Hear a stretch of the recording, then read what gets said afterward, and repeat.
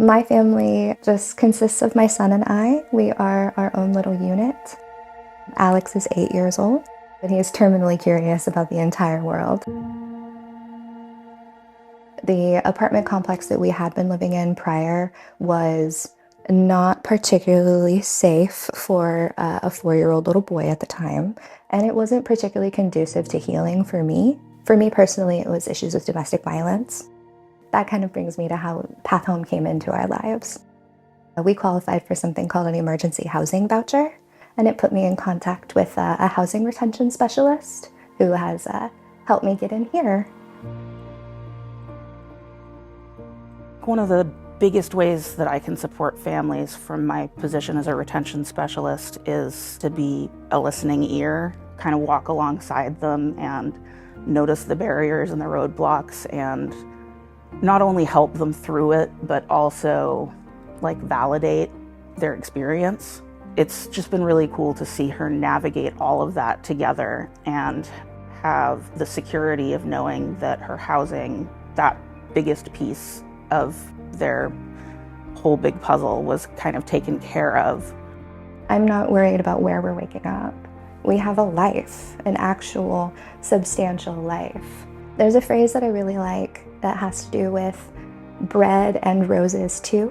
So we have our bread, this is our sustenance, but Path Home has also given us our roses, our ability to enjoy ourselves within our housing, because that's what dignity really means.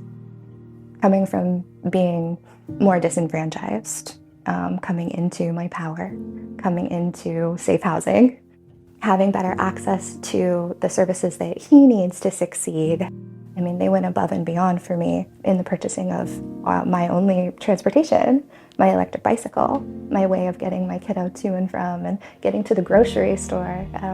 So they've really kind of helped restore that faith in humanity and given me a more full existence.